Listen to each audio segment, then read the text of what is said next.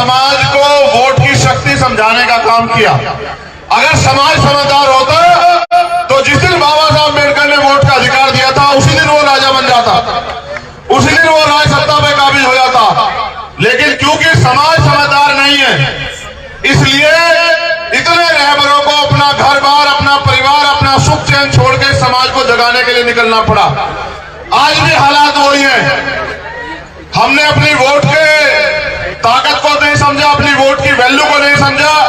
हमारी वोट पे दूसरे लोग राज कर रहे हैं। उन्होंने नारा दिया कि वोट हमारा, राज तुम्हारा, नहीं चलेगा, नहीं चलेगा। आज भी वोट इस देश के कमजोर शोषित वर्ग के पास है, लेकिन राज किनका है?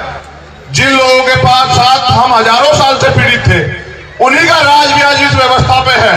मैं आपको भादरा ये बताने के लिए आया कि अगर करो मरो की स्थिति पैदा हो चुकी है देश के अंदर। मैं याद करता हूं शहीद आजम भगत सिंह को, राजगुरु जी को, सुखदेव जी को, उनकी शहादत को। उन्होंने आखिरी याचिका में कहा था कि युद्ध जारी है और युद्ध तब तक जारी रहेगा जब तक कुछ चंद ताकतवर लोग भारतीय समाज और श्रमिकों यानी कि मजदूरों की जो आर्थिक स्थिति पे उस पर एकाधिकार बना के रखेंगे, तब तक ये युद्ध जारी रहेगा। आज भी किसानों को उनकी फसल के दाम नहीं मिलते, आज भी मजदूरों को उनकी न्यूनतम वेतन नहीं मिलता। अभी अभी किसानों के लिए एक और प्राणाघात हुआ, प्राकृतिक मार्ग में ओला पड़ गया। मैंने खुद देखा कि हमारे यहाँ वैश्य का किसान रो रहा है। सरकार मुआवजे की बात करेगी, मुआवजे के नाम पे किसी को 10 रुपए पकड़ाए, किसी को 20 रुपए पकड़ाए, किसी को 50 रुपए पकड़ाएगी, यानी कि उनकी मेहनत से मजाक करेगी। यही हो रहा है इस व्यवस्था में, जो पहले आजादी से पहले जो तो दिखाई देती। किसान मजबूरी में सुसाइड कर रहा है, नौजवान बेरोजगारी के कारण जो है सुसाइड कर रहे हैं। और अगर मैं राजस्थान की बात करूं, यहां की सरकार तो इतनी निकम्मी है कि कोई पेपर ऐसा नहीं कराते जो लीक ना हो। सारे पेपर लीक होते हैं। जब आप पेपर लीक करा के अपने चहितों की जेब में रखवा दोगे तो बताओ न्याय कैसे होगा, गरीब के बेटे कैसे आगे बढ़ेंगे? बताओ मुख्यमंत्री जी मुझे। जब आप सीएचए की भर्ती वाले बच्चों को जब वो आंदोलन करने जाते हैं, उनको लाठियों से पीटने का काम करते हो, उनको जेल में बंद करने का काम करते हो, तो फिर न्याय कैसे होगा? जब आप करते हो बात, ये प्रिया मेघवाल बेटी है, इसका दोष ये है कि ये मेघवाल समाज में जन्मी है। जब हमने इसकी बात करी तब सबकी आंख खुली।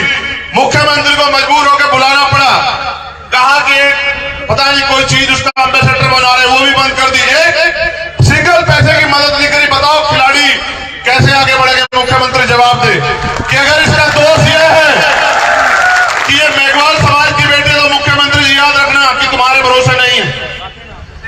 हमारा समाज इतना बड़ा है कि यहाँ इस राजस्थान में अपनी हैसियत बनाएगा और ऐसी ऐसी हजारों बेटियों को सम्मान दिलाने का, उनको शक्तिशाली बनाने का काम करेगा। हम निकम्मों के भरोसे नहीं है। मैं जब आया मैंने देखा हमारे साथी मोटरसाइकिल पे आए। क्या तुम में से कोई एक भी ऐसा है जिसको बुलाने के लिए पैसे दिए गए हो? वहां तक जो बैठे हैं, किसी को साधन दिया गया? नहीं भैया, नहीं। खाना भेजा गया?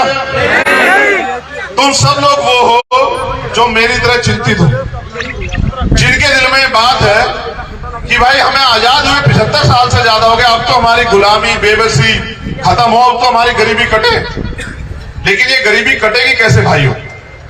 जब वोट की ताकत का प्रयोग आप दूसरे को दोगे। सोचो, साहब कहा करते थे कि वोट पंजे वालों को दोगे तो वो ताकतवर होंगे, वो अपने बेटों को आगे बढ़ाएंगे। तुम्हारे बेटों को क्यों आगे बढ़ाएंगे? तुम्हें क्यों आगे बढ़ाएंगे? बताओ। वोट अगर तुम उनको दोगे तो तुम ताकतवर कैसे हो सकते हो? बताओ जरा मुझे। तुम्हें याद नहीं है कि राजस्थान के लोगों याद दिलाऊं याद? इंदर मेघवाल को भूल गया हो गया? अभी 15 तारीख अभी मैं भूला नहीं, वो खून के आंसू जितेंद्र मेघवाल को भूल गए हो क्या? ओम प्रकाश नगर को भूल गए हो क्या? जब उनका परिवार मुझसे मिलता है, तीनों का परिवार, तो जैसे गले लगा के चिंगाड़ के रोता। बताओ उनको क्या जवाब दूं कि मेरा समाज गुलामी छोड़ना नहीं चाहता? क्या जवाब दूं उनको? बताओ क्या जवाब दूं इंदर मेघवाल के पिताजी को, जिसपे उसके बाद भी हमला हुआ उसके चाचा पे, और मुख्यमंत्री तमाशा देख रहा था बैठ के।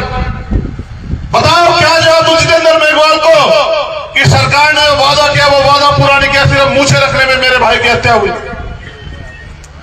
आज भी वो परिवार है सुरक्षा के माहौल में, उनके लाइसेंस ऑफ बने 1 साल बाद।